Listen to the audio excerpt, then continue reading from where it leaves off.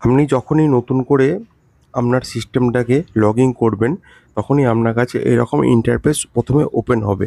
প্রথমে আপনাকে নিজের কান্ট্রিটাকে সিলেক্ট করে নিতে হবে। নিজের কান্ট্রিটা সিলেক্ট করতে গেলে আপনি যখন এখানে ক্লিক করবেন, সমস্ত এখানে দেশের নাম এখানে প্রথমে শো হবে। আপনার যদি খুঁজতে যদি কোনো রকম অসুবিধা হয়, সেক্ষেত্রে আপনি কী করবেন, পাশে বাঁ সাইডে কি বটনে ক্লিক করে আপনি এখান থেকে ইন্ডিয়া সার্চ করে নিতে পারেন। ইন্ডিয়া যখনই আপনি সার্চ করবেন, তখনই আপনার কাছে ইন্ডিয়া লেখাটি ওপেন হবে। ক্লিক করবেন, নেক্সটে ক্লিক করবেন। নেক্সটে যখন টাইম ডেটের অপশান আসবে, অবশ্যই টাইম ডেটটা সঠিকভাবে দেখে ওপরে বোম্বাই, দিল্লি, চেন্নাই লেখা থাকবে, সেটা ক্লিক করে নেক্সট পেজে চলে যাবেন। নেক্সট পেজে যখনই আপনাকে ক্লিক করবেন, তখনই আপনার এখানে পাসওয়ার্ডের একটি অপশান আসবে। পাসওয়ার্ডের অপশানটি যখনই আসবেন, দেখুন বাঁ সাইডে স্ক্রিনে টোটাল কীভাবে কী পাসওয়ার্ড দিতে হবে, কী প্রসেসে পাসওয়ার্ড দিতে হবে, সমস্ত জিনিসটা এখানে লেখা আছে। দেখুন তার তলায় একটা রেড কালারের একটা ডট যাচ্ছে, যে ডটটা যত স্ট্রং পাসওয়ার্ড হবে, তত সেই দাগটা আগের দিকে এগোবে। আমি এখানে নর্মালি যেটা প্রসেসে পাসওয়ার্ড দেওয়া হয়, 8 ডিজিটের প্রথমেই আপনাকে পাসওয়ার্ড একটা ক্রিয়েট করতে হবে। 8 ডিজিটের ওপরে হলে অসুবিধা নেই, নিচে হলে পাসওয়ার্ড নেবে না। আপনি সেই যে জায়গায় 4টে ওয়ার্ড দিতে পারেন, @ দিতে পারেন, তারপরে আপনি 4টে নাম্বারও দিতে পারেন। সেই জায়গায় দুটো সেম পাসওয়ার্ড আর কনফার্ম পাসওয়ার্ড যেন অবশ্যই মিল হয়। যখনই মিল হবে, তখনই আপনার এখানে নেক্সট পেজটি ওপেন হবে।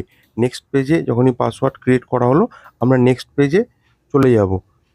নেক্সটে আমরা ক্লিক করব, নেক্সটে ওকে করতে হবে। ওকে করার পরেই আপনার এখানে পাসওয়ার্ড ক্রিয়েট হয়ে গেছে।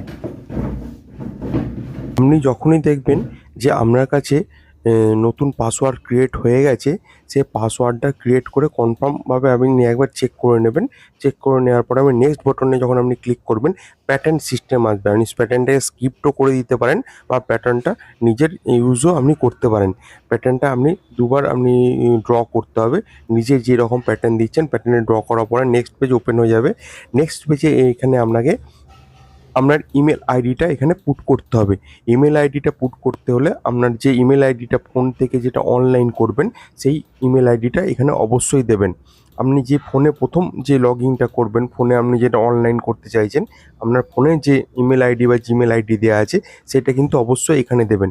এখানে আপনাকে 3টে প্রশ্ন জিজ্ঞাসা করতে চাইছে, সেখানে প্রশ্ন জিজ্ঞাসা করার জায়গায় সেখানে আপনি ইয়েসও আপনি লিখে দিতে পারেন।